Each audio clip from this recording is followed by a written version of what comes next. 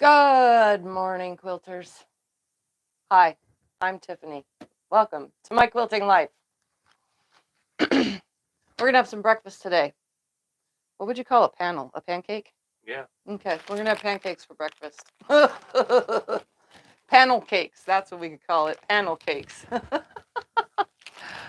So before I show you what we're gonna do and get started, I don't know where you can get these except for ineedfabric.com is where they came from. Not sponsored. Blah, blah, blah. So if you want to make something similar to what I'm going to make today, go to ineedfabric.com. And I'm pretty sure there's tons of things other than butterflies.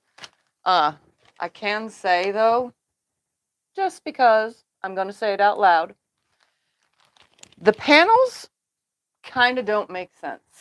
I opened it up and I was like, why are these two colors exactly the same going exactly next to each other? So I'm going to do something a little different than what the little directions say in this little wall hanging kit and make it my own, because that's just how I do things around here, which we already know. So yeah, I would just, add to it and make something of your own, but it makes little wall hangings. So that's a plus. Let's see who's all here.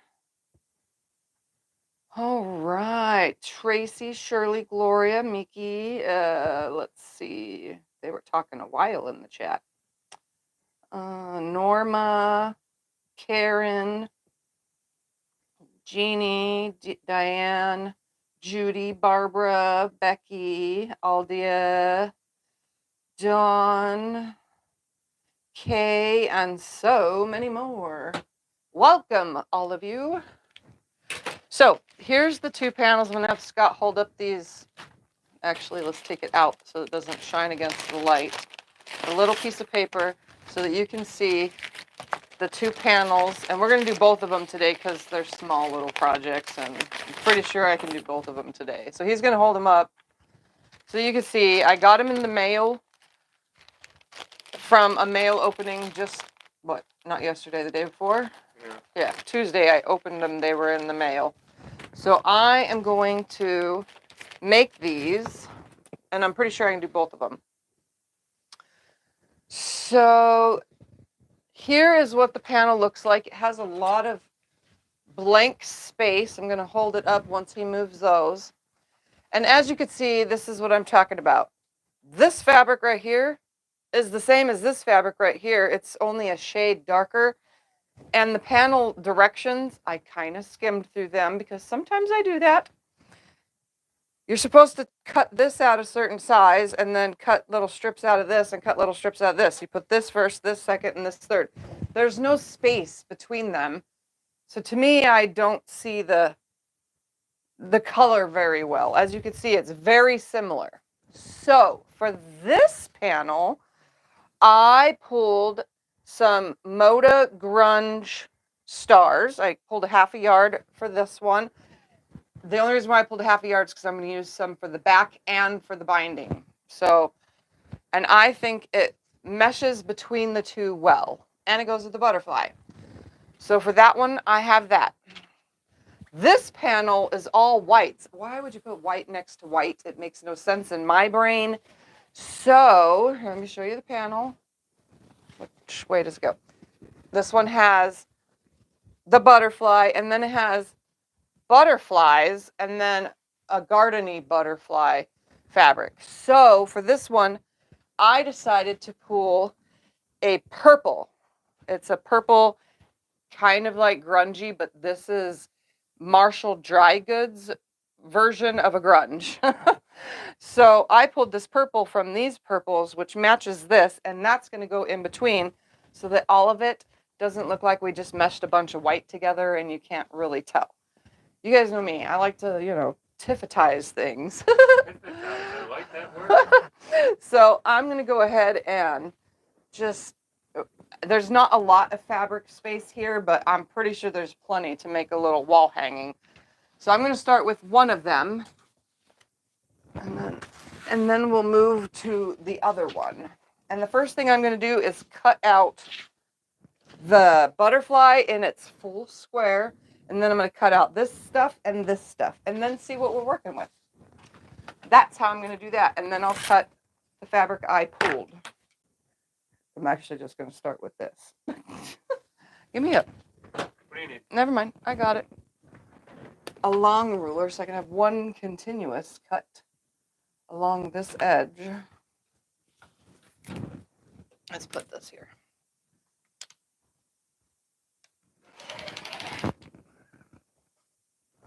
All right, I'm not saving any of this background fabric because there's no need. So I'm gonna cut just along the, I pressed everything too. That way it was all nice and ready for me. Pull this out of the way. Lay this down and make a cut when I have it straight. Right there. And then cut off this top portion. I mean, you get a pretty big square, which is big enough to be the back if you wanted it to be the back and only have just the butterfly in that first fabric. If you bought a panel like this, you know. But honestly, it's supposed to make a 9" by 9" wall hanging, but obviously I'm going to get a little bit bigger because, you know, I'm going to get a little bit bigger from that. There is, though, a lot of wasted space on this panel. They could have added accent colors and so on and so forth, and it probably would have been more appealing. I'm not complaining. I'm just giving you my own honest opinion, especially for those who want more of a project, I guess. And that's why I'm adding my own to it. See, I don't need any of that. That was just a big waste.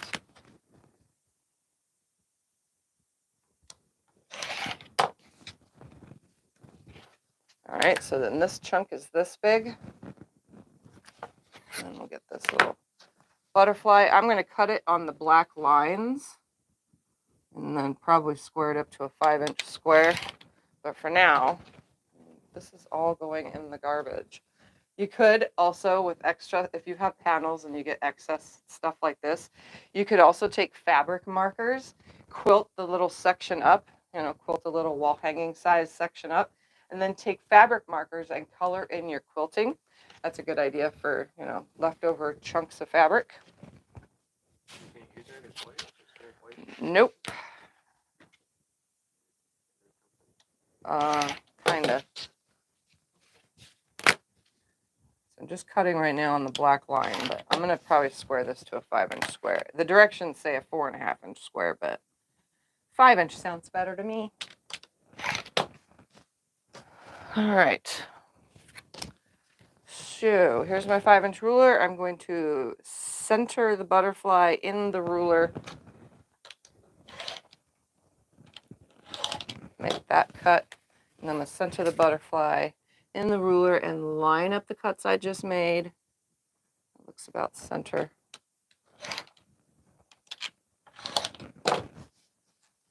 All right, starting with a 5" square right here.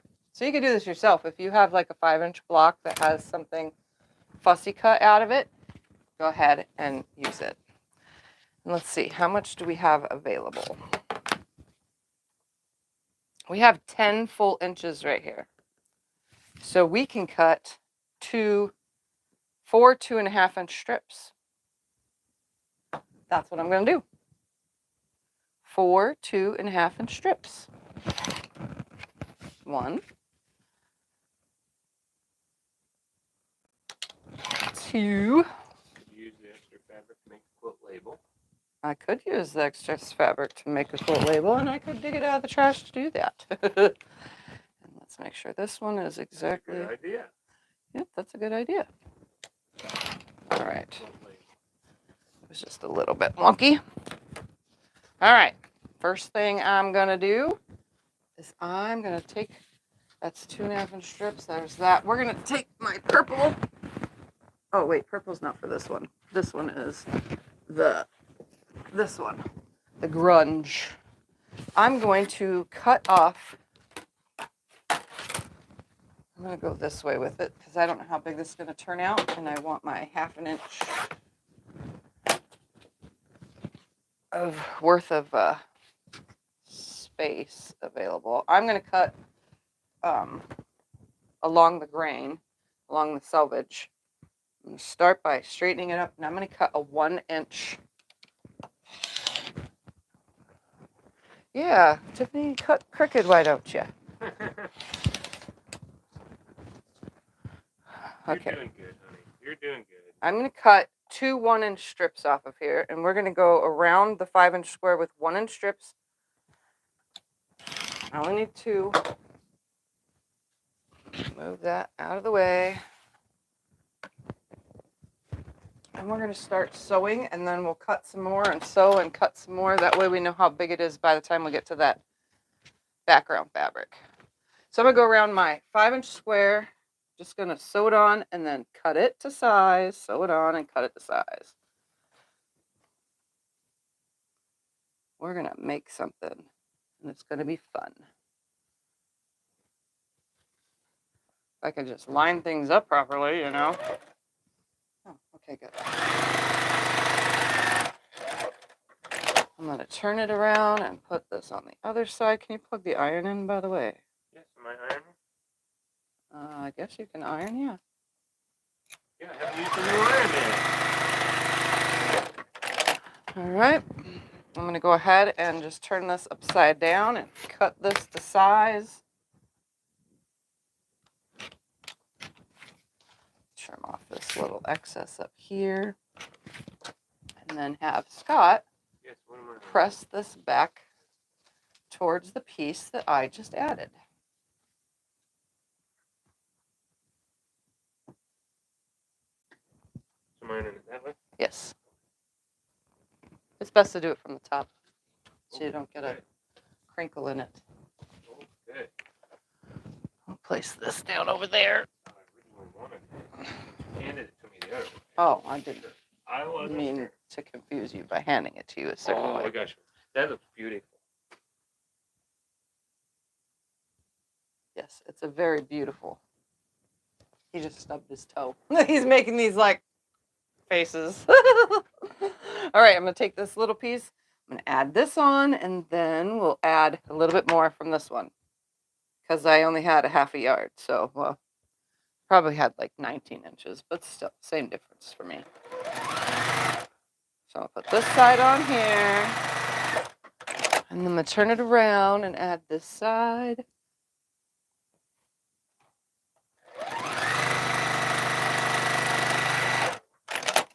All right, and then I'm going to cut it to size.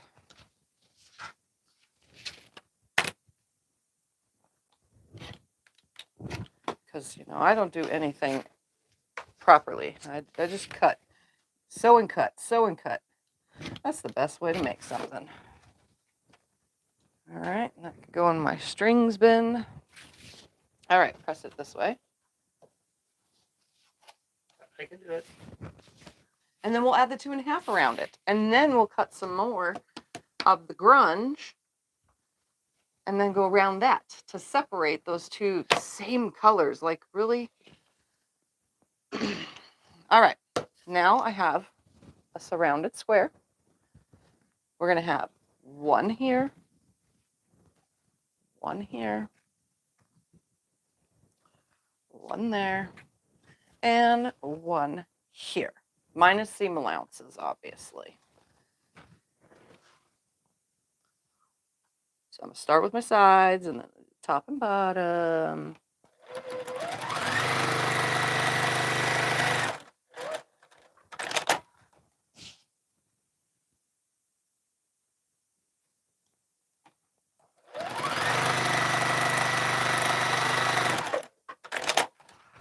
All right. This is actually a really quick project, but we're probably going to quilt it while we're here. So that is the reason why I, because a lot of you want to see free motion quilting. And although I hate it and despise it and don't ever want to do it, I'm going to do it today for you guys. All right, press this back. Ooh, that looks nice. Looks good with that color that you chose around it. Yep. It's going to separate it nicely. So now I have just this. Again, I'm just making wall hanging. So this should be exactly the right size now, this next piece. And it is. Woohoo! Because I only took 1 inch, so.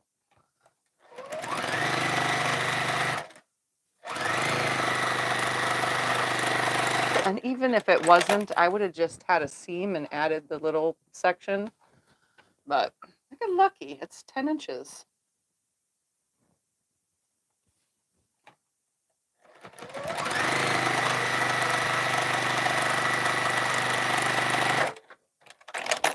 And just because I. Oh, no, it is. Okay. All right. Press it like this. And then you can hold it up to show them where I'm at. And now we're going to cut some more off of here. We're going to see how big this square is first and see what we can cut it into. We are at 21 by 19. So it's a fat quarter. Pretty much. He's going to show you where it's at so far. Isn't that adorable? I love it. Okay. Yeah. So let's do 1, 2, 3, 4, 5, 6. We're going to do 3-inch strips off of this, and I'm going to do 1.5-inch strips now off of this. That'll work. And that should be plenty to go all the way around. So I'm going to go to the edge that I cut my 1 inches off of because it's still nice and flat. What juki are you using? I am using the Juki TL 2010Q. I love the machine so much. This is my second one. Scott put a link in. All right, I'm going to cut 1, 2, 3. 1. Okay, I'm guessing here because now that's a 10-inch square. Well, almost 10 inches. This should be 9. Yeah, it's 10. Exactly 10. 10 by 10. I'm going to cut 1, 2, 3. 3 1.5-inch strips off of here. And then I should have plenty left over for my backing and binding. Because I'm using it for binding as well. All right. So there's 3 strips. So I have plenty for my back and binding. Just going to fold this out of the way for now because I don't need it again. And we're going to attach 2 sides and then a top and bottom.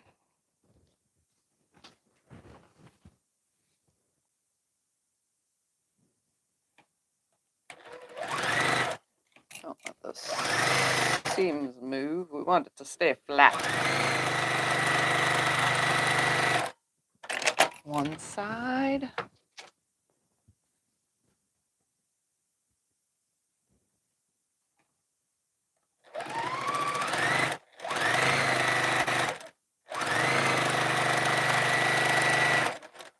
Opposite the side. Turn it upside down.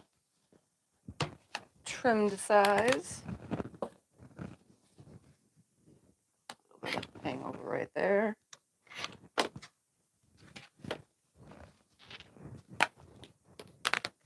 And if you don't want any seams, I'm going to have seams, but if you don't want any seams, then cut 1 more strip. I probably should just cut 1 more strip so I don't have any seams because these could go in my string bin.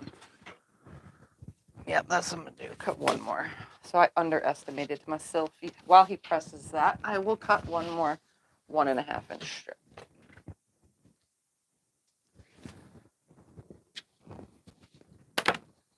I needed to cut 4. I don't know why I thought 3. There we go. There's still plenty to do this whole thing. I'm pretty sure of it. And if not, oh well. Ooh, that looks so nice. All right, here we go. I'm going to add this now. on the top and the bottom.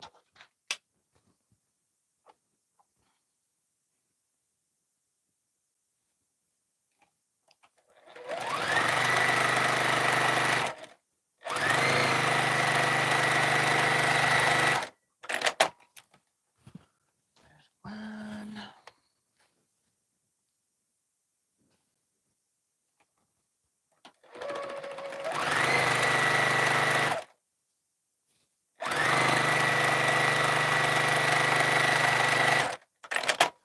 And two.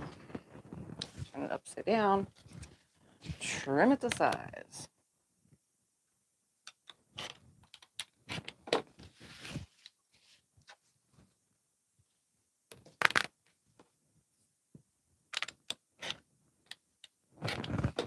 Send it over to Scott Press.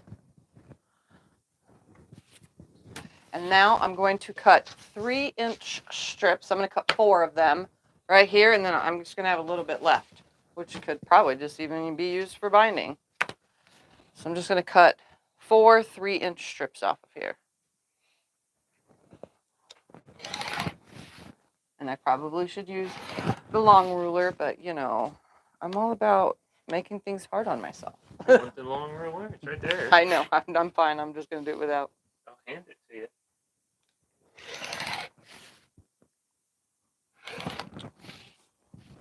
Two.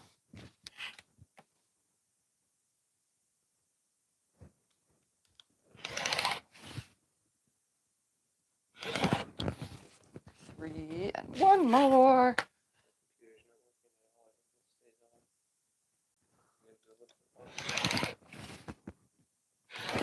All right.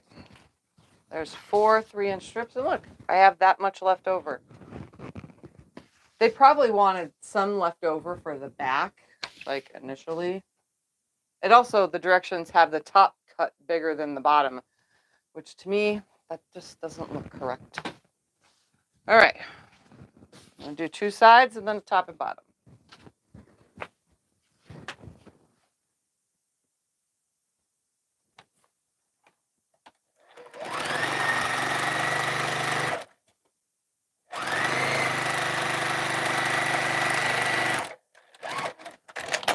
One side, number 2.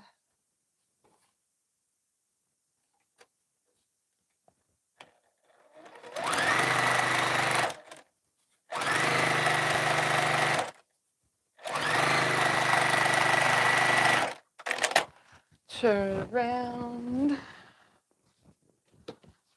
and trim it to size. This is the kind of way a beginner could quilt, just making things like this, making blocks by just trimming the next piece to size until you get used to accurate cuts. All right, there's that for him to press, and then we just have to add the top and bottom. And then we're going to do the same thing on the second panel, because now we know all the different sizes that are available.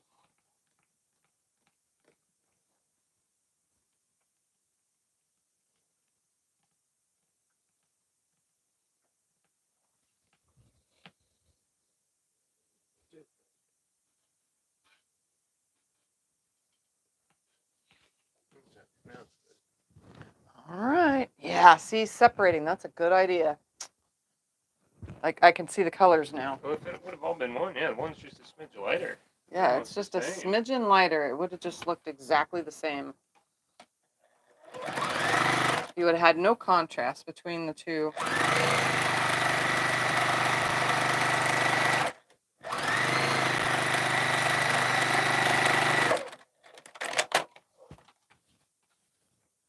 All right, other side.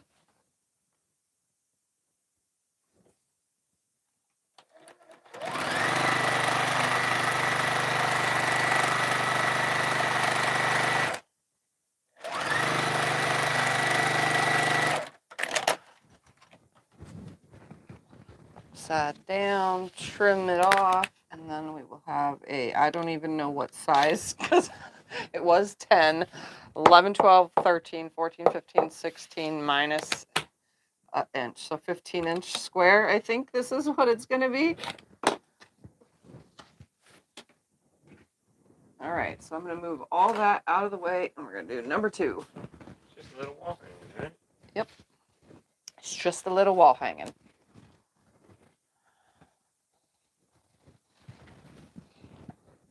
Okay, we're going to switch back to the big ruler to cut this fat quarters worth out first. That way I have a nice long straight line, so trying to adjust the ruler on it. Move that out of the way. Turn and cut. Oops, where's that? It's hard to see the picture on this one because it's white. Is that totally done? Yep. Okay, well, now I guess we have to take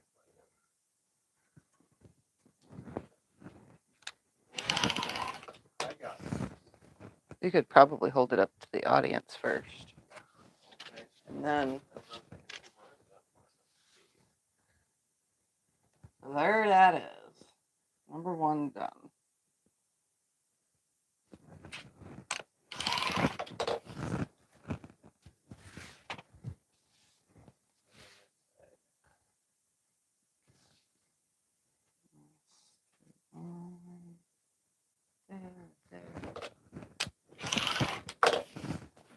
All right, now that I know, I'm just going to go ahead and turn this into 3-inch strips.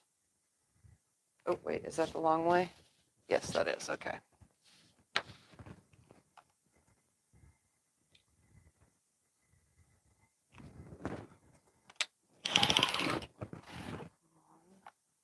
I need 4 3-inch strips from this. 2.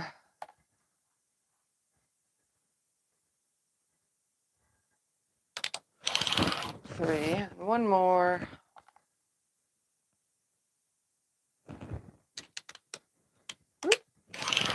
4. So I'm going to throw that over there because that's not needed.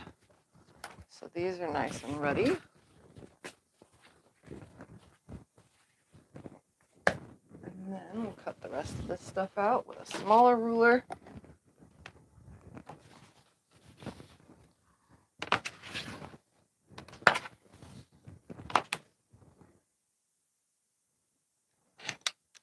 What's the other juki that you The other juki that I use when I need anything other than a straight stitch is a Hold on, I put the link in, the name will come up. The HZL F600. That's what it is. Yeah, there's the link. There's a link in there. I can check that one out too. If you want to check that one out. Let's make sure that this is 10. Okay, it is. Is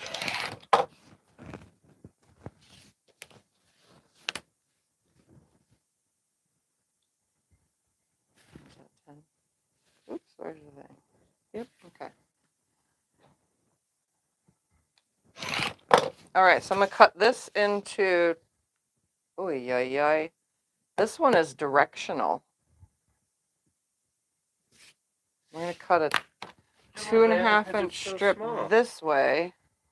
No, because that's going to leave me 4.5 in the center. How is it directional? The butterflies are all facing the same way. No, this guy's not. Look at them. They're all going different. This guy's going down. This guy's going diagonal. This guy's going diagonal. This guy's going up. The purple one's the only one that's going straight up. This guy's the only one that's going straight down. The others are sideways. Okay, So well then I'm cutting it this way. It can be any way you need it. It'll work. It'll look good. I guarantee.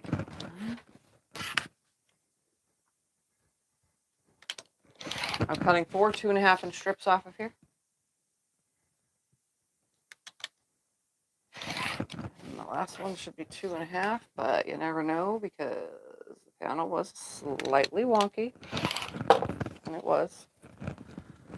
All right, there's my 4 2.5-inch strips for the sides. Let's cut this butterfly out a nice 5-inch square. Center it on here. Right there. And cut right there. Center it on here. There, looks center. All right, there's my 5-inch square. Now let's cut some purple 1-inch strips. I'm just going to leave it folded like this because it's nicely pressed. So I don't know how wide that is, but we're going to pretend I know and just cut 1 strip. For now, that's 1 inch because that should be enough to go all the way around this darn thing.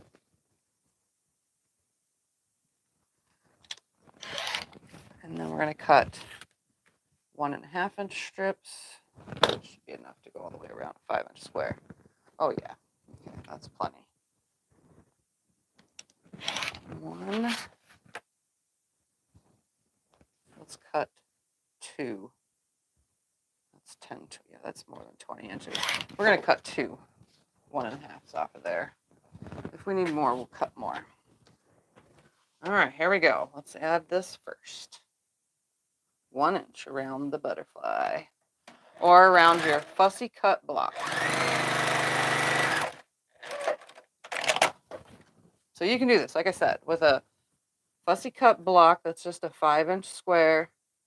We're surrounding it with a 1 inch first.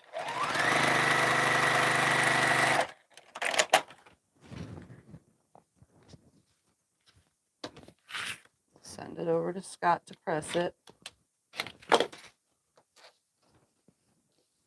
And then we'll add the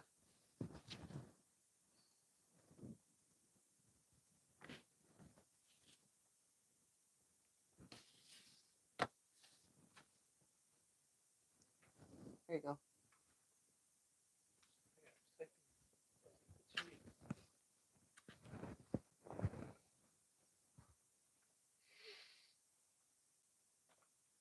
Oh, that is a pretty butterfly there. It's all ready to go. Pretty butterfly.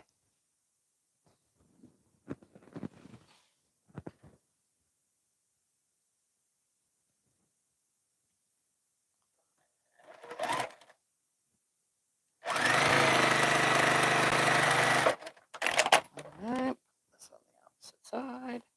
Woo! Stay right where I put you.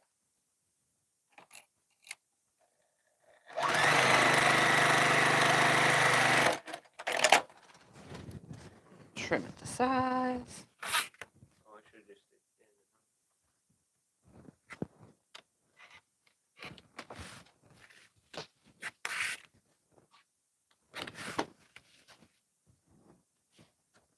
All right, that's my strings bin. Now we're gonna grab this 2.5-inch strips.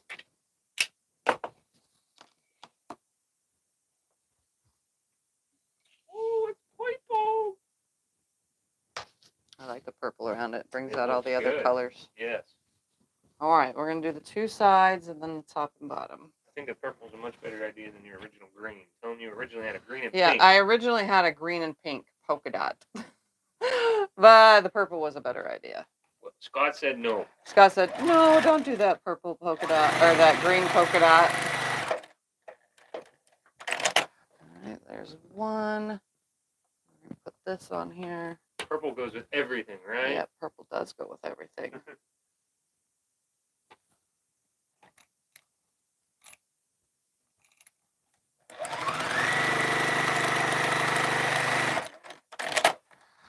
All right, trim it to size.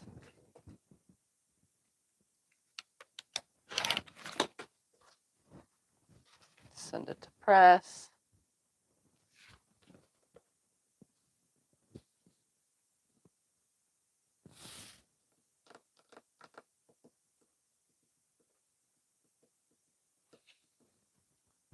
Now it should be 10 inches from here to here, which would be this. And look at that, perfection. All right, so I'm gonna add these to the top and bottom.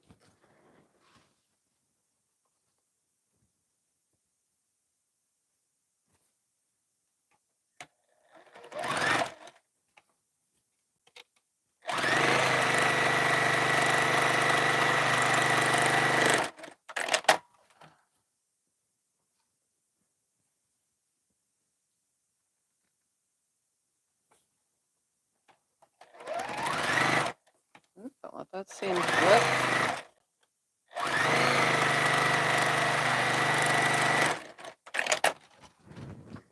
I have a little tiny bit to trim off. They weren't exactly 10 inches. They were tiny, tiny, smidgen bigger. Oh, someone came in to say hi.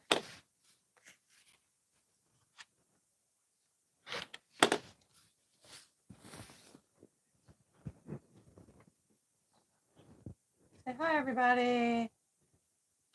Come on, Butterfly. What do you think? Is that pretty? Is it Thumper approved? Is it Thumper approved? Huh? All right. Send it over for some pressing. Beautiful, Mama.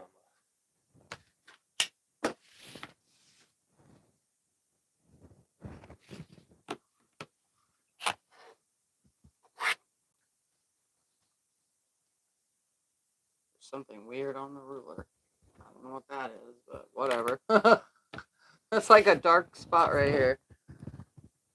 I got marker on it or something. All right, now the 1.5 inch. I didn't cut it to size, but we're gonna perfectly place it on here and then chop it to size.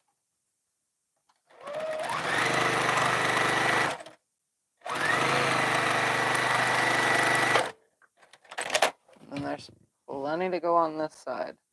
Oh yeah, but we're gonna trim the one side first. Make it nice and straight. Can I cut straight? Sure. Okay, now the other side.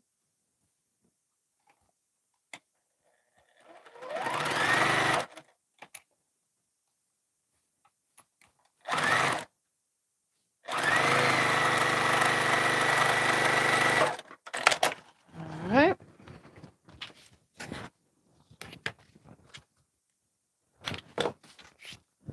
Over there, that could go over here.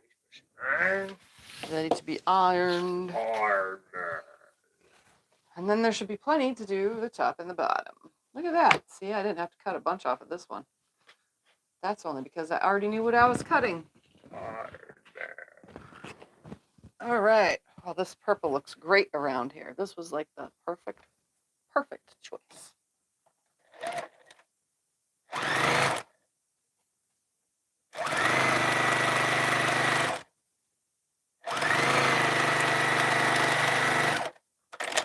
All right, I'm going to trim it and then use the other side to the leftover to get the bottom.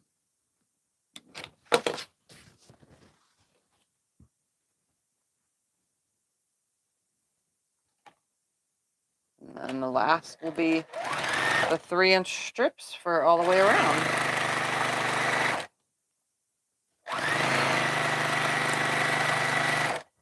And then I'll have made something other than what it was supposed to be. Oops, let me cut that off first. You didn't cut off an edge. You got it dangling. I'm trying to make it quick, fast, and in a hurry. I'm sending it to him without even doing the work on it. You got it. I'm all rushing and stuff. All right, so I'm gonna grab my 3-inch strips because that's what's next.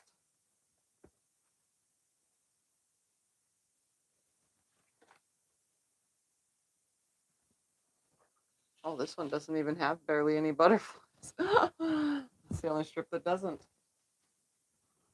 All right, let's do the sides first and then the top and the bottom.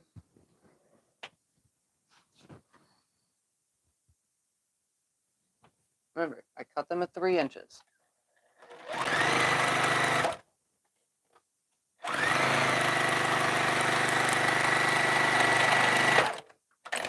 right.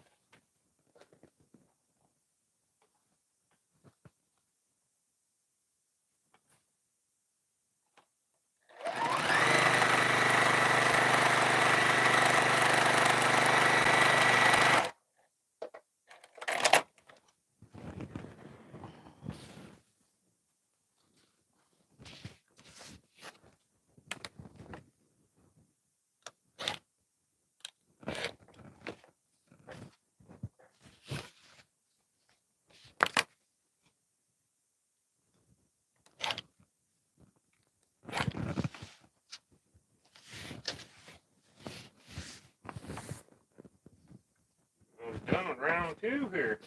Yep, this one went quicker because, well, we didn't have anything to decide with this one. You knew what you were doing. I knew what I was doing.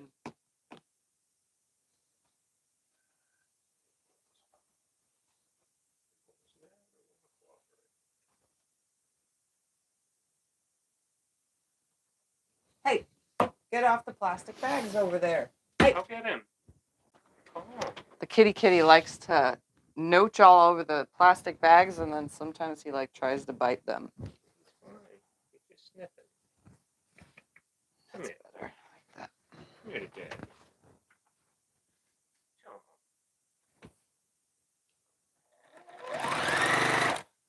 When Scott goes for groceries, Thumper likes to almost go inside. We have these like double duty grocery bags, and they kind of just hold themselves open, and Thumper like tries to go into them on grocery day. Lays on top of him and bats at him.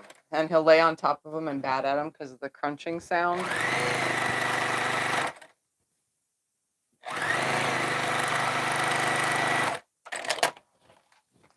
All right, yeah. This. Oh, was that the bottom? That was the bottom. This is the top. Guess I'm not quite paying attention, but that's okay.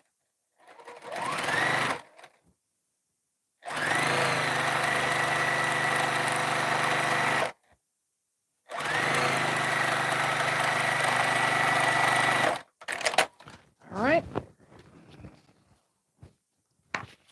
Square it up.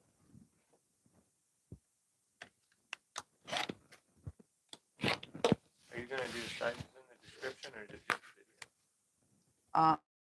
I could throw the sizes in the description. It's really easy. I'll even say it one more time. I'll point it all out right now. 5-inch fussy cut square with 1 inch around it first. So your 1-inch cuts go around it first. Then 2.5 inches go around it. And then the next one is 1.5 inches. And if you just build like I do, it makes it so much easier because then you don't have to cut to exact size. And then 3 inches around that. And it should be, let's lay this here, it should be 15 inches. Oh no, it's 17 inches. Wow, I can do math. 17 inches. Only off by a year. It's only off by a tiny smidgen. He's gonna show you this one real quick. Oh, I'm so glad we chose to go around it with an extra color because those white next to the white would have made no sense in my brain. He's gonna hold it. Well, it would have been too much white. Yeah, it had just been too much white. There was no separation. All right, so now that I know that it's 17 inches, I'm gonna go ahead and cut out a chunk of this to be the backing.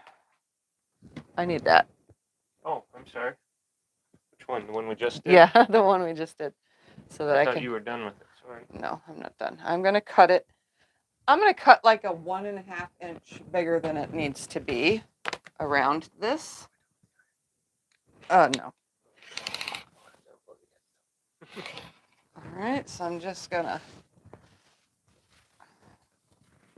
cut this off of here. So I like a 20-inch, square for the backing should suffice, unless you're taking it to the long arm. But we're not today. We're gonna actually sit in free motion quilt, which I don't like to do, but we're gonna do it because you guys always request it. And it's not like I'm gonna do anything fancy. All right, I'm gonna get this to Scott to press really, really, really flat.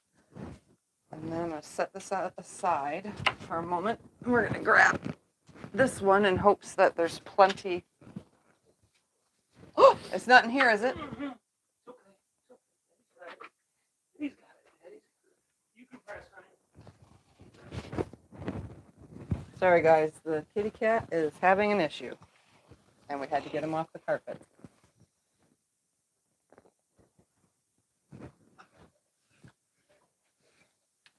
We try not to have it on the carpet when it happens. That stuff is really hard to clean up.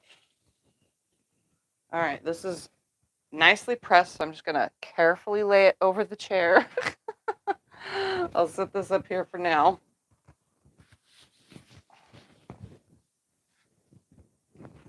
All right. Please be big enough. If it's short, that's okay. Oh, look, it's plenty. Okay, that's enough for free motion quilting.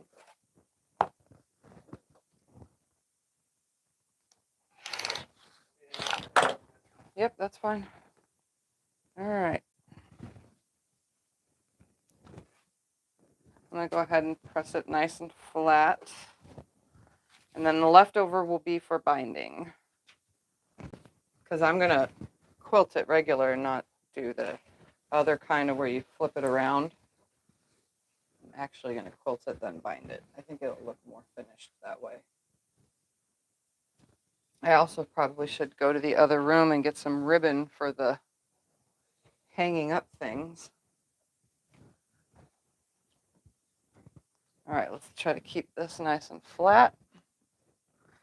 We are going to put this back on the wall and grab some leftover batting. Let's see, I need to find a big chunk. Actually, I need to find more than one big chunk, but here's one. That should be big enough.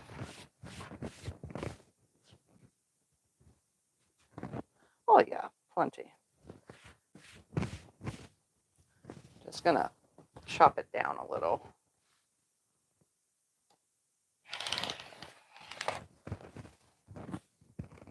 Like more than a little. I'll chop it down a lot.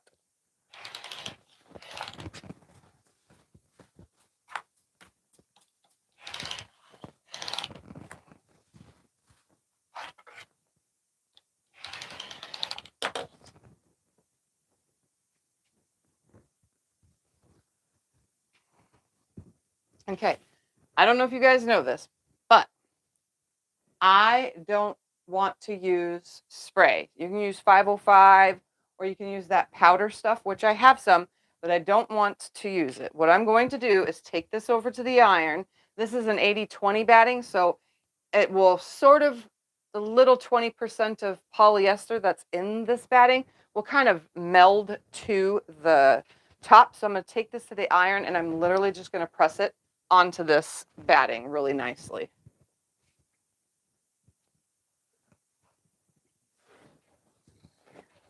I'm not putting the iron directly on the batting though, because I don't want to ruin my brand new iron.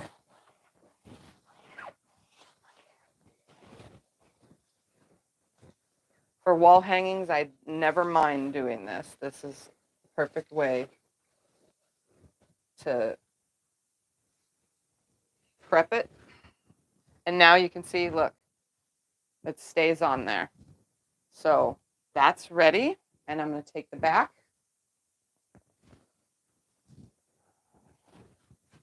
And we're going to lay this on top of the back.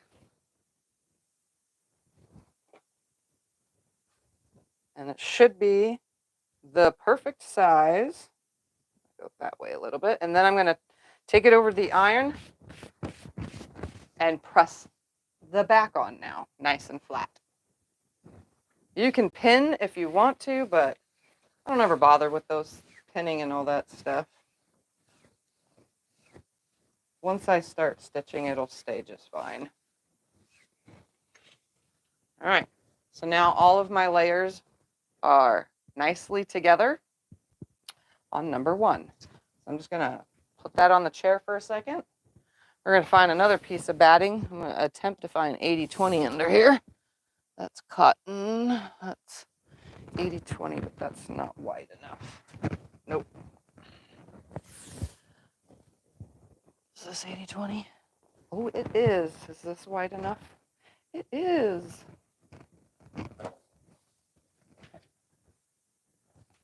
I keep all these scraps for like, notice this scrap piece is big enough for a table runner or wall hanging, you know. So I'm going to get a wall hanging, 2 wall hangings out of this piece. Just going to line it up on here, smooth it out. I'm literally just going to cut without the ruler this time because I'm being lazy about it. So here's enough for another wall hanging. This is why I keep all this under the ironing board. Seems like a big mess under there, but you know what? Nobody else sees it but me and Scott. And maybe you guys sometimes when I'm filming. All right, and that's garbage. So I'm going to press this on here. Nice and flat. Again, you can use spray or... Let me grab it so I can show you guys what it looks like real quick. You could use 505. The light's not going to catch it, right? But this is an adhesive that you would use. It's temporary and it washes away and leaves no sticky residue after you wash it. Or, where's the powder? Or you can get Quilters Select Free Fuse, which is a powder that you fuse on. You sprinkle it like it's like baby powder, you know, you sprinkle it on and then iron it and it glues it. And that is also removable and washes out. And then there's also brands like this. This is Taylor Quilting Spray. For those of you who have smell and allergies and smelling sensitivities, I do not recommend these kind of quilt sprays. Even 505 stinks, but I'm just saying spray stinks. So you want to find the unscented ones because the scented ones are horrid. Well, at least my personal opinion. But they make all sorts of different kinds, and I was just showing you guys. You know. All right, let me press this over here. Oh, no, it's fine. I'm pressing this to this. Get it all done? There was none on the carpet? Okay, good. I guess he didn't want to see his audience today. It made him sick to his stomach. Well, all right. He's at the bottom of the bag of his new food. Even though it's new food, you know, whenever he gets to the bottom of the bag, he has issues. All right, so I'm going to put my backing here, face down, you know, right side out. So it's the right side is touching the mat. I'll place my little quilt top on here. I'm going to go over to the iron now and press it upside down.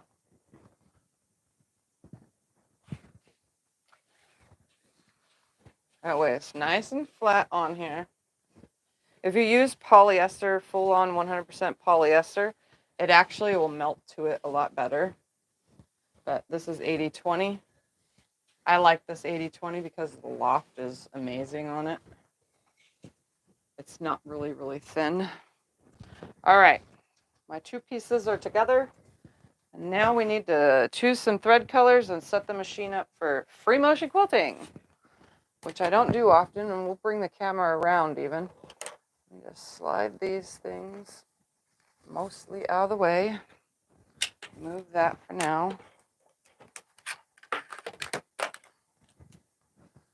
All right, let's grab some thread out. For this one, I'm thinking a blue. Honestly, this blue right here. Yeah, or this lighter blue, but it might read white. Yep, that reads white. Whoop, throwing things. What about dark blue? Just seeing. You can tilt the camera down so they can see the two different blue threads. Okay.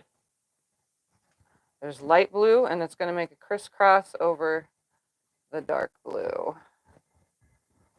And remember, my free motion sit-down skills are not very good, but those are the choices for that one. What is the measurement? They're 17 inches square. Okay. Yeah, 17 inches. All right, this one, let's see. We have dark purple. Ooh, that looks pretty, but it's probably too dark. Where'd you get the case to hold the thread?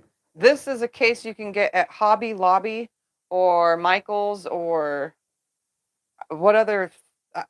that Joann's used to be a store, but all those kind of... Anywhere that sells thread usually has these. I think the quilt stores even have them, some of them Here's a gray that reads white. Ooh, I like the gray that reads white.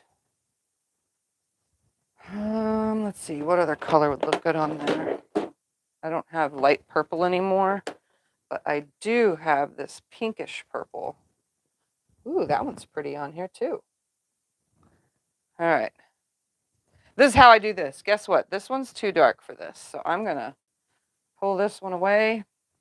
And all these threads, by the way, are connecting threads. These are the, oh my goodness, there's a word for it. Not coming to me. Essentials thread. These are 50 weight essential threads. All right, I think I like this one better. What do you think, Scott? The pinkish one? So the quilting can be seen. It's like a pinkish purple. Or the white, or gray, I mean. Is that gray? Yeah, That's white. Nope, it's a gray. What did you decide on this? Darker I think I'm lighter? going to do the lighter one. I like them both. I like them both too. It's a hard decision.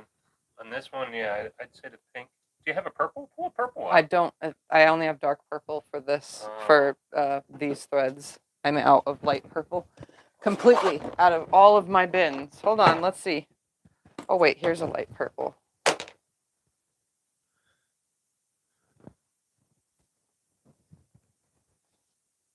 Ooh, I have a variegated with all those colors. Oh yeah. We're gonna do variegated. I like that. Do the variegated. Okay, so that one's getting variegated thread. I agree. This one can go back in here. And gray can go back in here. And we just need to decide on the blues.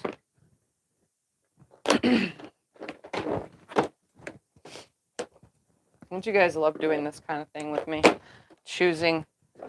Oops, we're not done with that. Hold on, let's see. We know that's getting variegated. This is the variegated it's getting. I don't even know what brand this is. This is a Superior Thread King Tut Quilt. This is cotton, 300 yards, number 905. So Superior Threads number 905 on the King Tut. Link for them too. Yep. Right? Yep. That's pretty. That goes with all the colors that are in there. Let's see. You know, pink might look okay in this one too. No, that reads too white. Never mind. I like the blue. I like this blue the best. We're going to go with the light blue on that one. Can you tell I have a lot of thread? I have Missouri Star threads, whatever this brand is, Essential thread, which I have in here too. What is this brand? Sewology, so this is Hobby Lobby thread. I have tons of little Oriful spools, but those are all for the other machine. My HZL machine. All right, let's put the dark blue away. And we're going to go with the lighter blue because I think that one looks best. All right. As soon as I get the machine set up for free motion quilting, I'll have Scott move the camera. So I'm going to roll some bobbins real quick. You can tilt the camera back up though. Okay. We're going to move my magnet. We're going to move my threader. Just going to move everything out of the way. We're going to find a free motion quilting kit, which is in here. So I'm going to grab my free motion quilting foot. We're going to grab,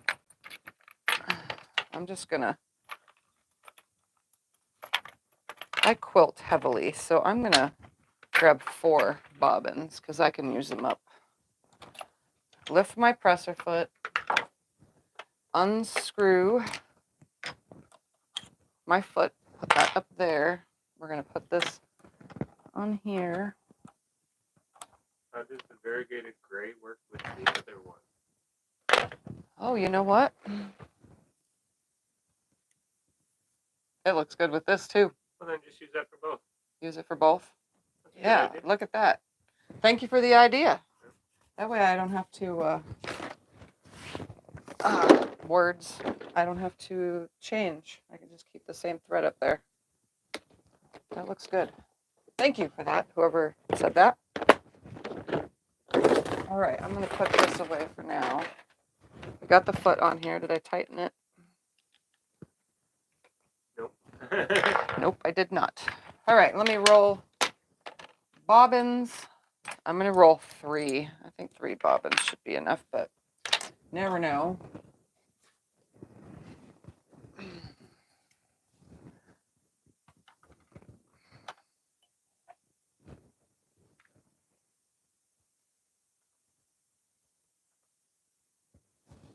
I haven't free motion quilted in so long. I'm nervous to do it with a live audience.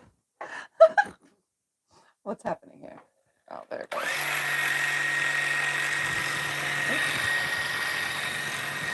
You did it on a placemat or chicken or something like that. Yeah, I used the walking foot for that though.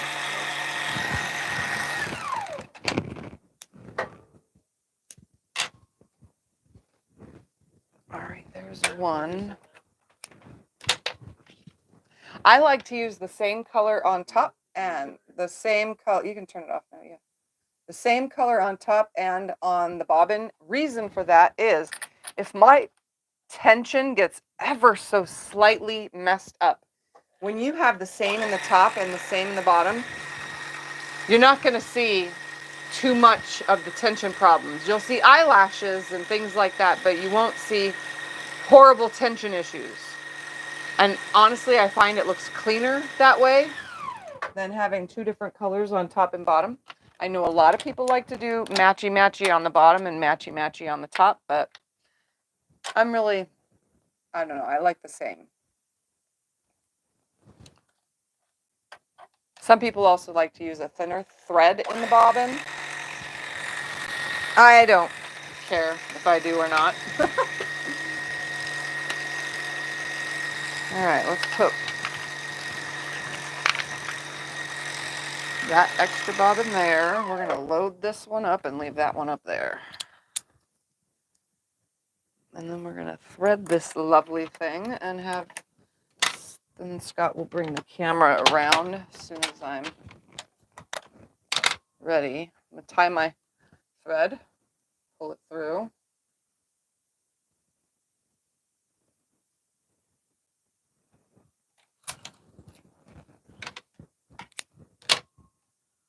I still have to thread it though because I can't use that automatic threader for myself. I just can't do it. It doesn't work properly. Bring up the bobbin thread now so I have a long tail. Put this over here. And we're going to, on this machine for free motion quilting, I have a presser foot pressure gauge. That's this knob that's on top of here. I'm going to loosen that pretty much most of the way up. So that's going to bring the pressure of the gauge looser so that when I start moving around, it's easier. Then when he brings the camera around the front, we'll lower the feed dogs, which you can come around now.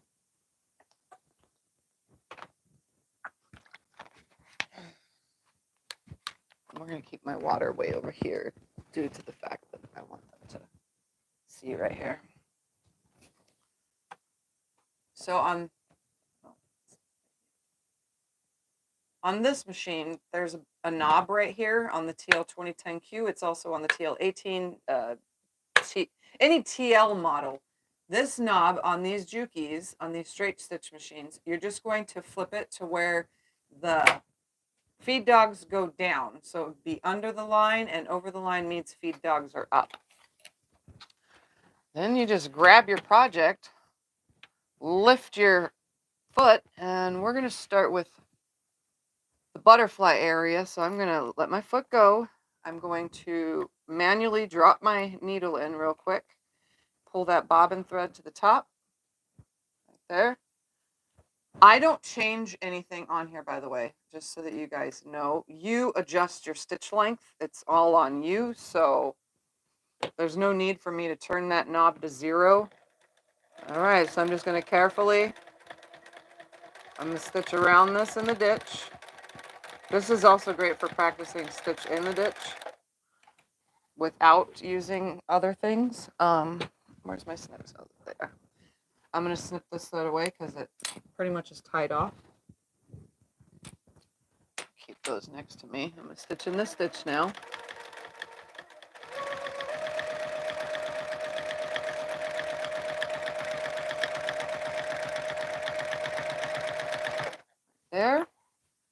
pivot the whole project. Fits in the throat space perfectly. The faster I stitch, the faster I move my hands.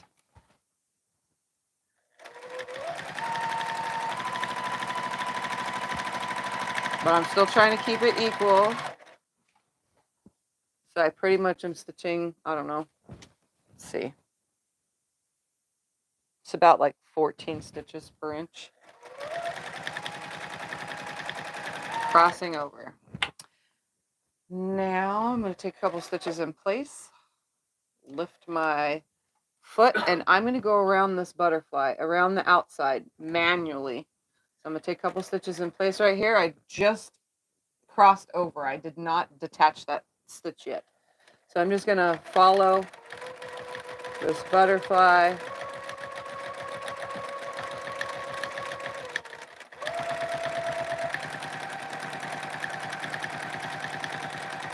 Did you get a central thread at Hobby Lobby? No. Hobby Lobby sells the Sewology thread. Who sells Essential? Essential is from Connecting Threads. Superior Threads also sells Essentials. I'm gonna put a link in for both. Scott put a link in for both.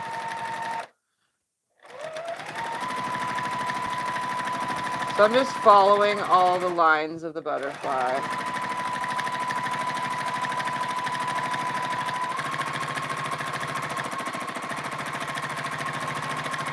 I'm probably stitching faster than I need to, but yeah.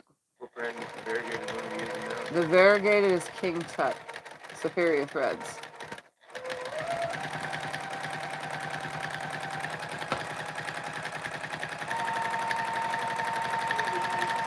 So I'm just free motion quilting around this, giving it some texture, some body. And it's very small stitches.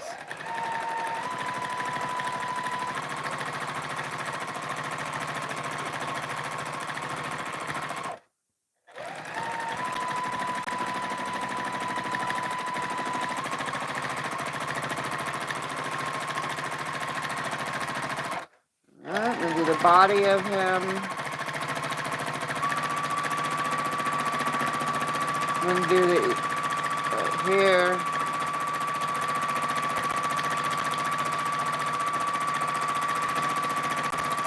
Now I'm gonna do the opposite side. Very easier if I just like turn the whole project.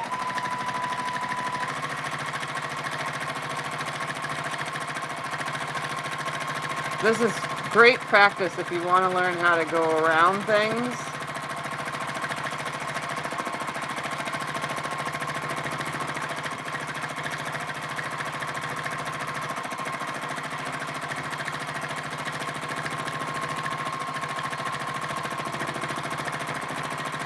I try to keep a consistent speed.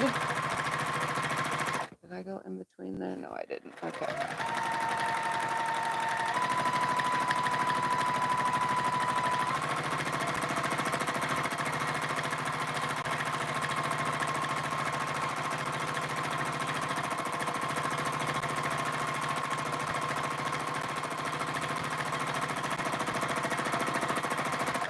All right, I'm gonna take some stitches in place, lift my needle, separate this, bring it back over, drop the needle and pull it back up again, which brings up my bobbin thread. And oops, my little snips got stuck on themselves. I probably did more in that one side of the butterfly than I did in the other, but You can't turn the light off on the Juki, can you? no, but I can cover the light on the Juki.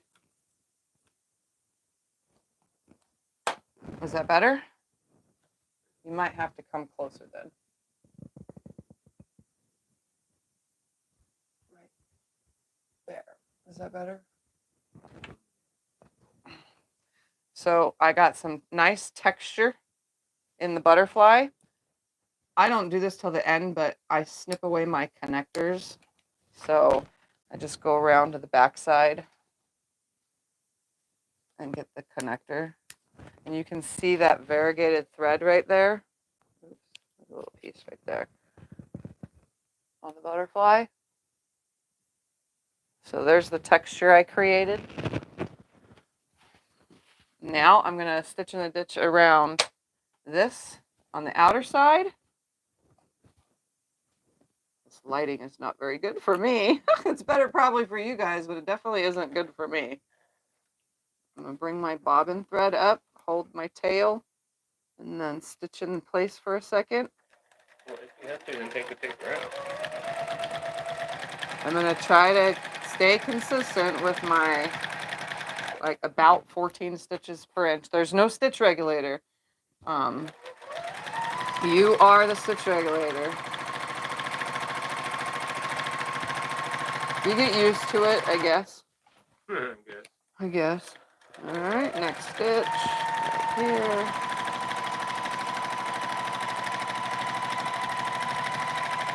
And I never said I was perfect at this anyway, so I'm going to go ahead and get rid of the starting threads, though, because I stitched in place, so it should be good.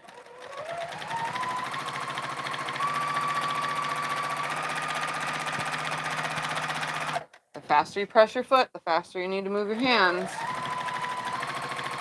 All right, I'm going to cross over. Needle up and down. Pull it away. And snip it up. Pull that bobbin thread up and snip. Now, what to do in this section? Thinking.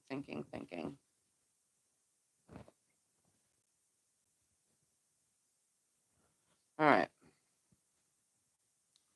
I'm going to do, I can just do a feather all around this, honestly. Let's do a feather around this.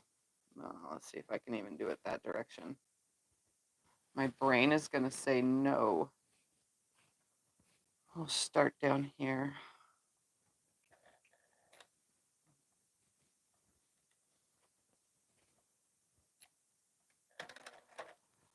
All right. I haven't done a feather and a sit down in a long time, but we're going to attempt it.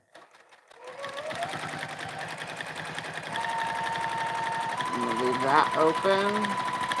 Come back on it. Oh my God, that's so sloppy.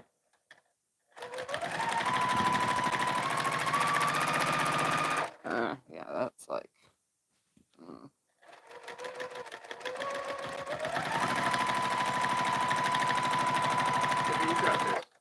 I know. You need to take the thing out because you better do it.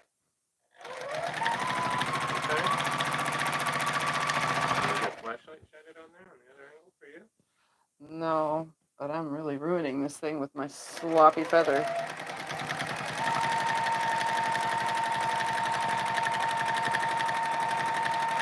You want to put it on the wall right now? No.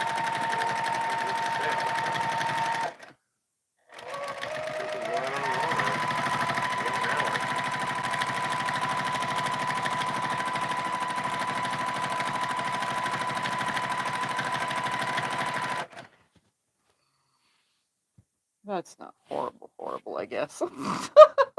It's horrible for me, but whatever.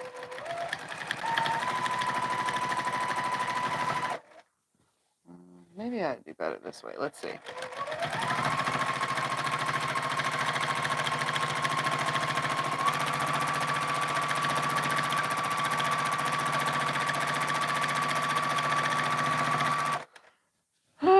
Whatever. That's okay.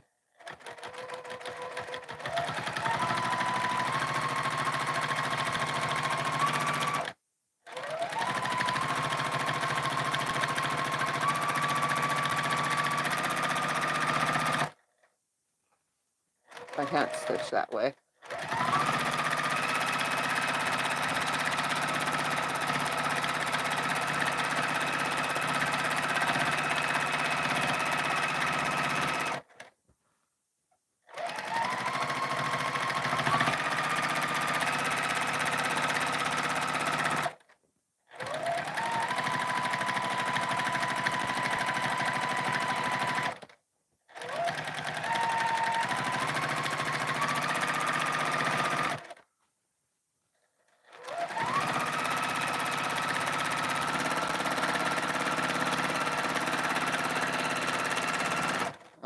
Slow down, Tiffany.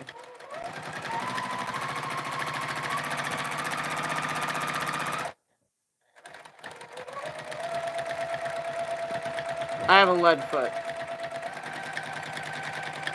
Oh, we know. I mean, it's not horrible, but it's not my greatest. But I am sit down free motioning, which I don't do ever. All your free motions on the. Tell them all your free motions on the. Yeah, all of my free motion is long arm quilting. This kills my shoulders. How often do you oil your machine? I oil my machine probably once a week, once every other week or so.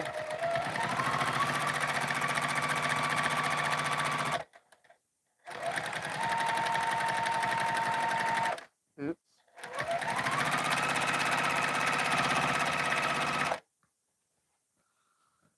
Alright. Why is it so much easier to long arm? Long arming is easier. This sucks. Why? Why is it easier? Because it hurts my shoulders. It hurts my body. You never end up sitting up straight here. You end up hunching down and staring at your project. I don't know. It's just something with the body. It's easier on the body to stand in long arm quilt than it is to sit. I have no tension on my shoulders when I move that machine around on the long arm as opposed to moving the fabric under the needle.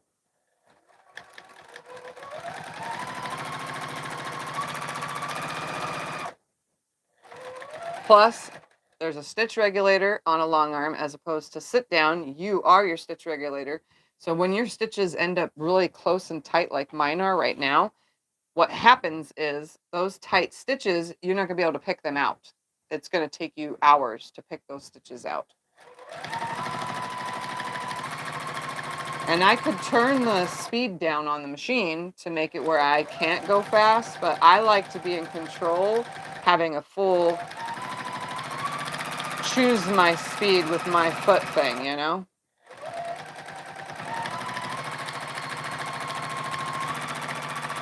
Also, by the way, can you tell it stays pretty nice on here without any basting spray. Small projects are really easy to not have to spray baste and stuff.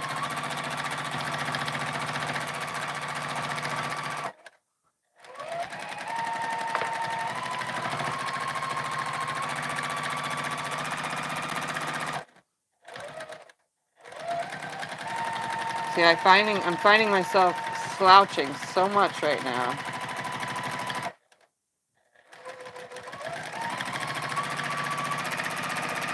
And now I'm coming to my start. Needle up. And I'll show you what this looks like. I'm pretty sure you'll be able to see it. Pull that bobbin thread up. Oh, come on. And get rid of my starting thread. So this isn't perfect. Far from perfect. Can you see that? If I turn it around, you can see it. Oops, picked up some wild threads around. So there's a feather around that one.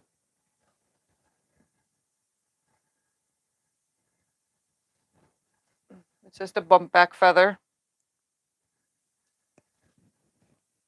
Okay, turn it back around. I am going to stitch in a ditch now around that. So I'm just going to pop my thread back up. Tie it off, some stitches in place. Hold the tail and just go. Oops, that was, I shuffled myself.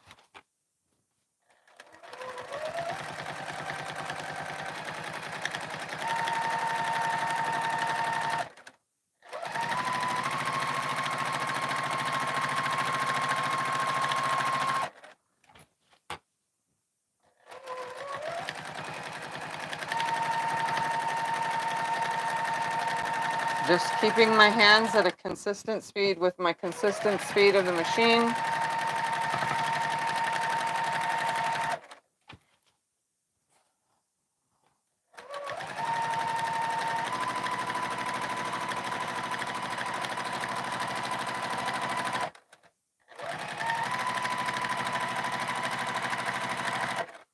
You honestly, a lot of people use gloves. You really don't need gloves, but there are a bunch of different brands of gloves that you can use.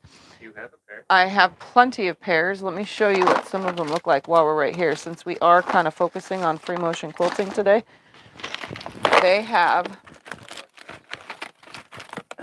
I'm only going to grab one of each glove, but they have, Angela Walters sells these gloves, which go on your 2 fingers and your thumb. And they have grips on the bottom to make it easier. I find using gloves, I can't thread the needle or pick up my thread because you don't feel it in your fingers. But they do make these for people who want to.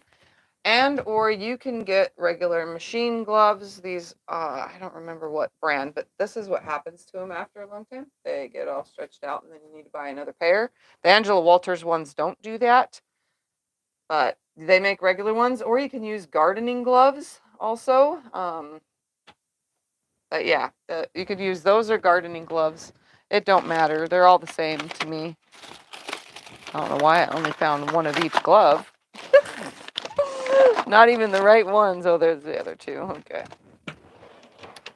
But yeah, there's these gloves that you can use, which make things a little bit easier. Yeah, most of the websites should have. Yeah. All right, I'm just going to jump stitch to the next border because I'm just going to stitch in a ditch around it. And up and down needle, and then stitch in the ditch. Consistent with my moving of the fabric and my stitching.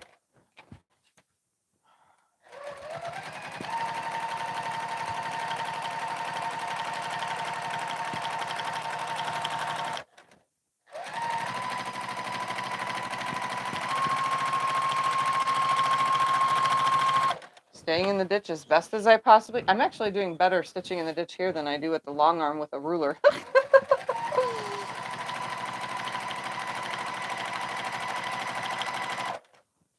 probably about the only thing I can do nice when free motion quilting.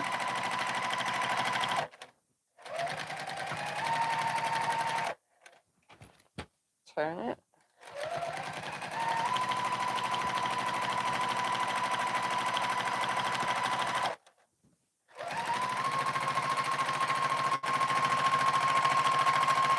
And please keep your fingers to the sides, not under the needle. Don't get all close like this because I can tell you from experience, I have sewed through my finger on a live stream while free motion quilting.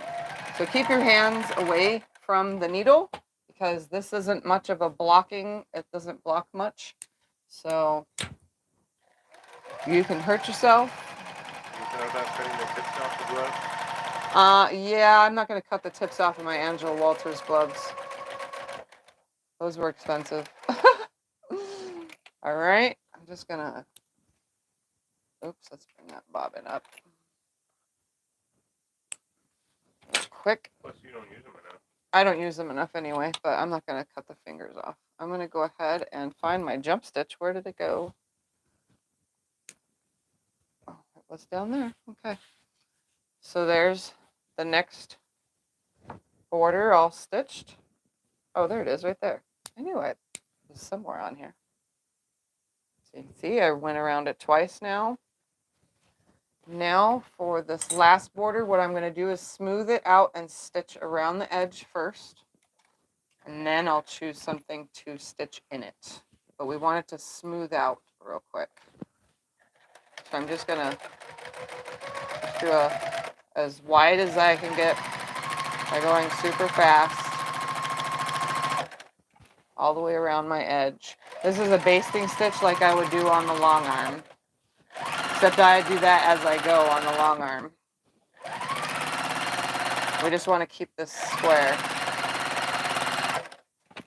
all the way around it.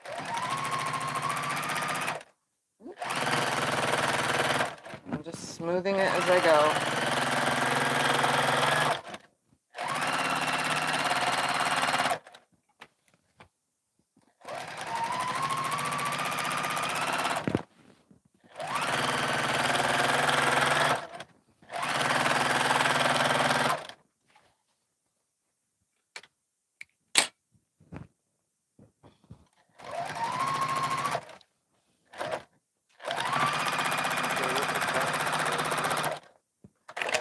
I'm just gonna go ahead and cut that thread. What should I do in this next border? Thinking. I really like a pinstripe type border. So I think that's what I'm gonna do.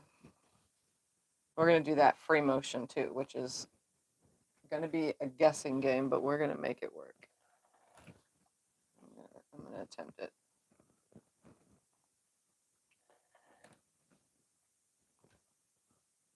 Come on, you dumb thread. Where did you go?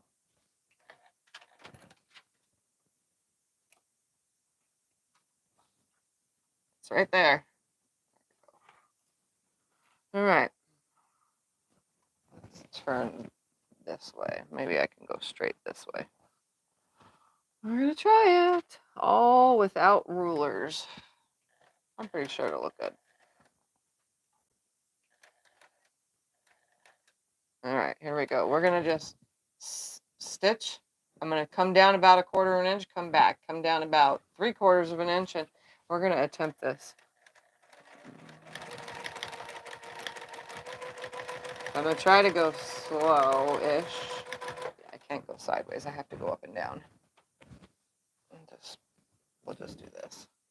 So I'm gonna come over the width of the foot.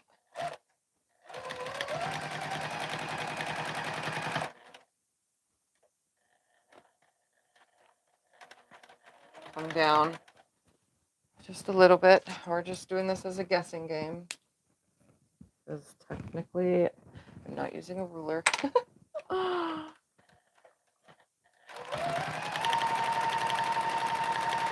Come down about the foot.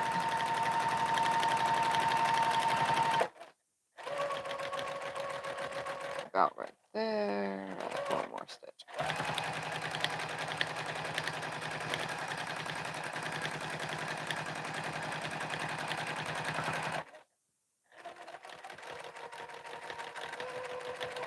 About right here.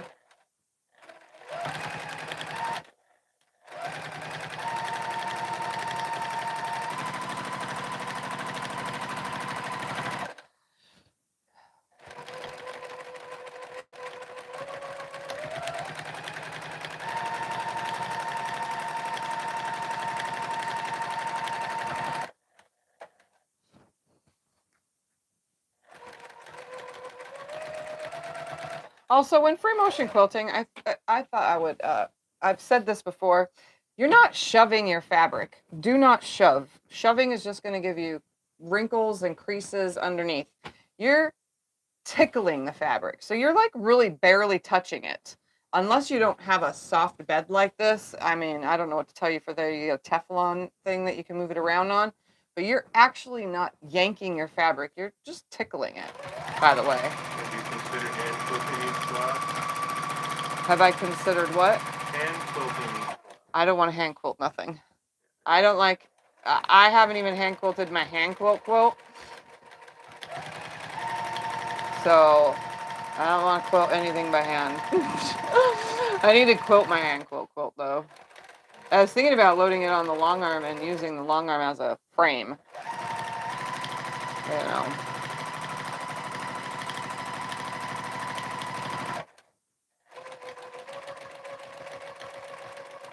I'm just guessing here where my spacing is.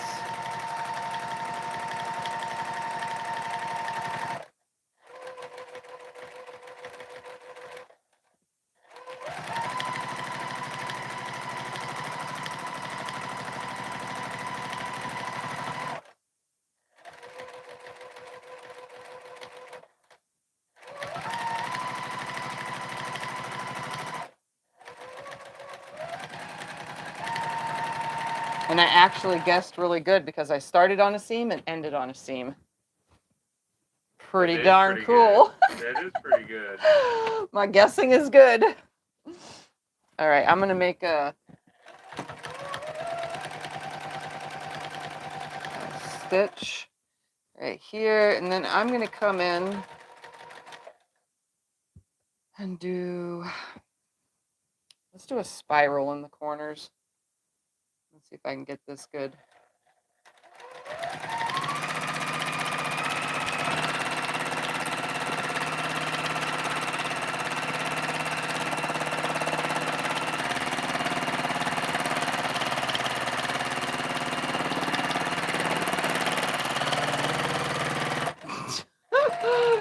so horrible.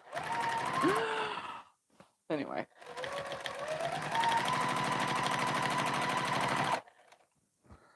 Yeah, that's whatever.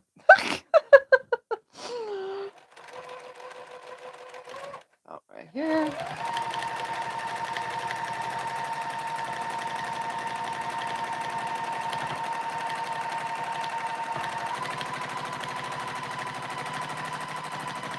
Pebbles, they're always good fillers. Pebbles are always good fillers, except pebbles and this would kill my shoulders even more. Nah.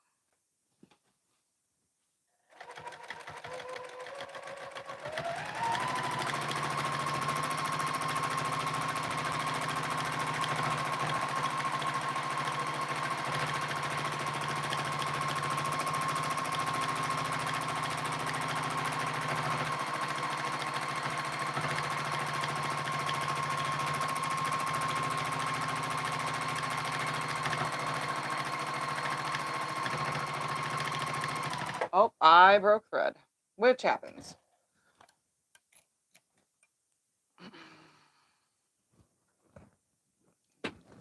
Right, way over there. Find out where it broke. Somewhere right here. Yep, got that. So I'm just gonna drop it down and try to find that bobbin thread. There it is. I'm just gonna give it a slight tug, stitch in place.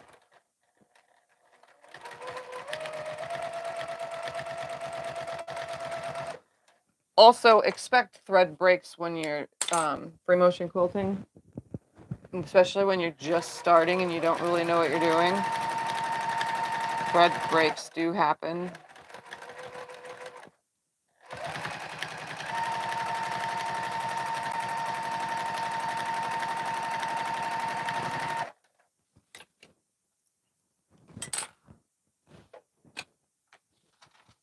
I take a drink of water.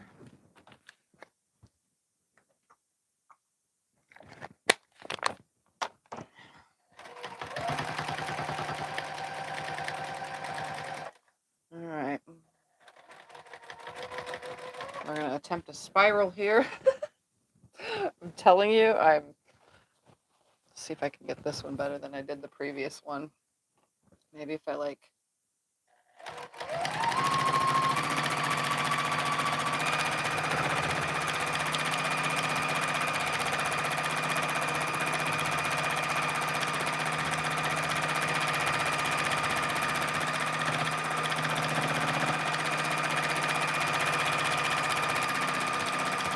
Oh well, not perfect. Oh.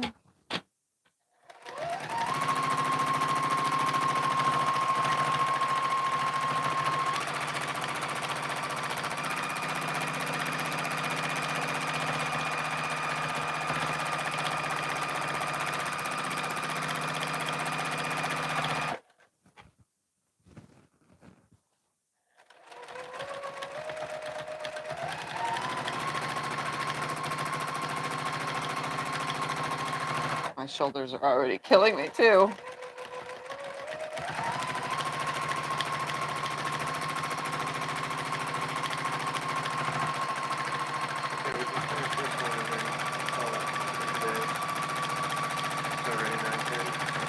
Mm-hmm.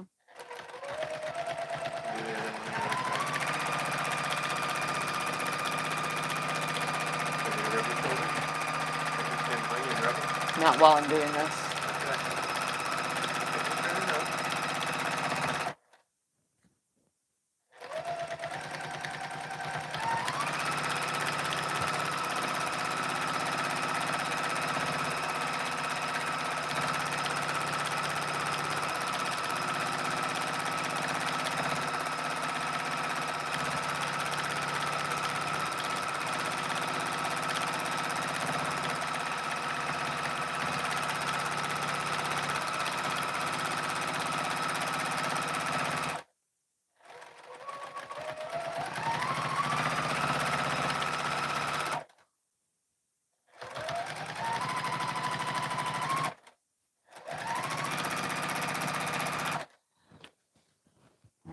one more side to go.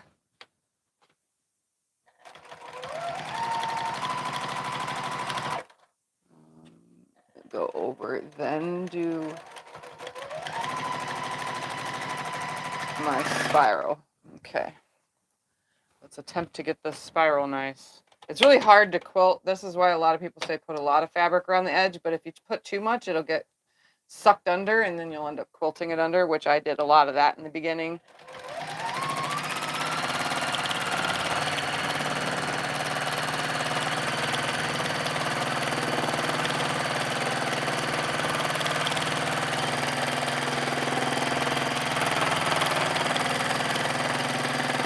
We're just going to call that pretty.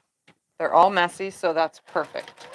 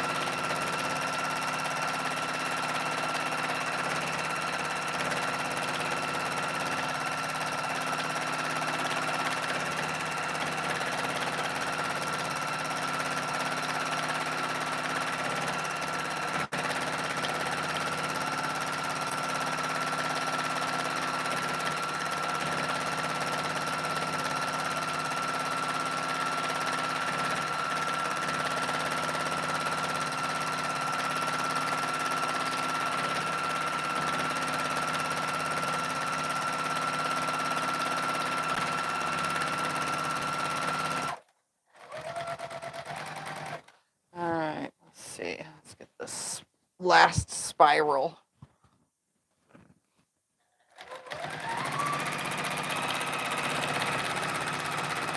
Sorry.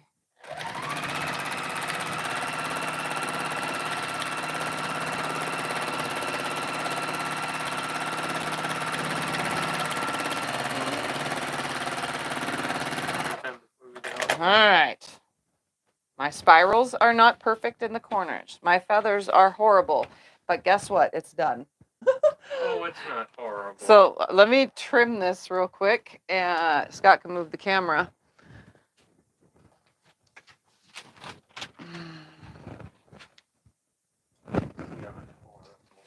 It's not horrible, but it's not perfect. I would have done 10 times, 100 times better on the long arm. All right, let me trim this and then we'll take a look at it.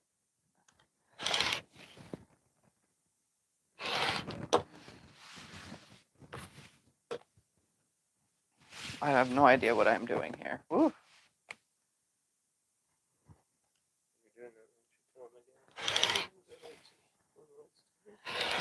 All right. Also, while I'm still here, don't forget those that are still interested in quilts.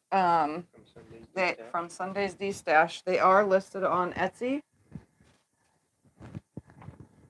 What's available is still listed on Etsy. Is now listed on Etsy. The ones that weren't on there are now on there. So just so you know.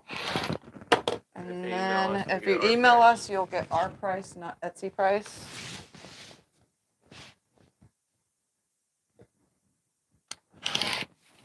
Oh, it's even hurting to trim this. Well, your shoulders were hurting. Yeah, my shoulders are not good right now. Well, the Wait, one so is just bad. take it easy. I have a giant lump on this shoulder right here. All right, let me check the back and make sure that I got all the loose threads. Look at that. The center is not very good right there, but that's good enough. Can they see the quilting? I don't know if I can see it.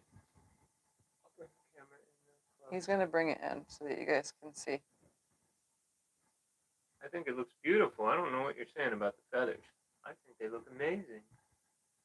My little spirals are totally imperfect, but I haven't free motion quilted sit down in, I don't know, Turn it around, let's see the back. years upon years. There's the back. Oh, you can see the feathers really good on the back. They look amazing.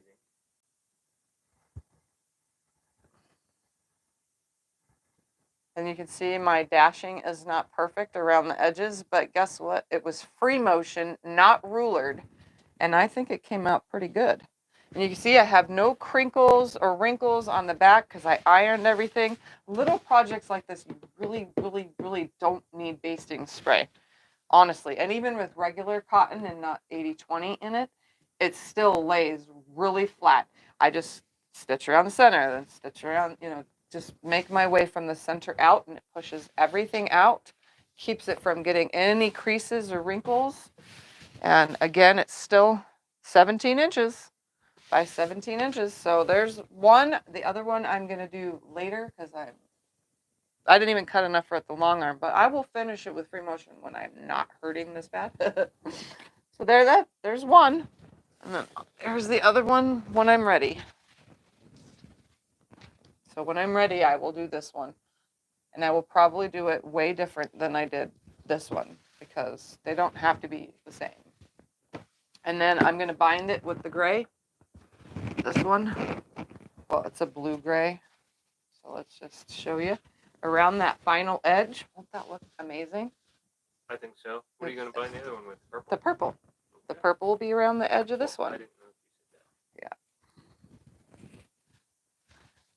that. Yep, the purple will be the binding on this one, and it'll just be panel pieces. It just dashes out to the edge, and I think it looks very uniform, which I like. So Everybody that's was saying those were the greatest pillows. they would have been great pillows, but I'm not Cases. pillow cases. I'm not gonna turn them into. Well, you know what? I could, huh? How much of this do I have left? Not enough. Not doing it. You have enough for the other one? Before you even quilt it? Nope, not enough. Oh. Nope. Nope, not enough to turn them into pillows. Unless I changed it to a different fabric. I mean, I could. Anyways, that's it. That's what I got. Oh, well, they look good as wall hanging. Yeah. Over here, and I am going to take this little light thing out because, later I'll forget and then I'll go to use it. I'm like, I can't see, like I couldn't see with this. All right, guys, so there's my little project. I'm going to do whatever on this one and totally different than this one is. And hopefully it will be just as cute as this. And look, it lays so flat. It's like super flat. This is probably the flattest free motion quilting project I've done in a long time. Because most times I rush through things. When I make little projects, I rush through them. Excuse me. All right, guys. Well, thank you all for watching and hanging out for some breakfast. I'm going to get off of here early, though, so that I can go ice my shoulder and then heat it. Ice it, then heat it. Hopefully you understood piecing little projects and then free motion quilting them. It's super cinch. I mean, it doesn't take a lot to, and this is the best way to practice is these little projects. So get out there, have some fun, create yourself a little project and learn to free motion quilt. And then realize you're going to hate it and you'll be like, yep, Tiffany's right. I need a long arm. I mean, they are readily available these days. You can get a long arm. You can get a little frame too to stick these machines on, but that's a whole nother issue in my brain. Anyways, I'm gonna go. Thank you guys for watching and hanging out, and I'll see you in my next video. Sunday. Bye. Yep, Sunday at 5 p.m. Arizona time.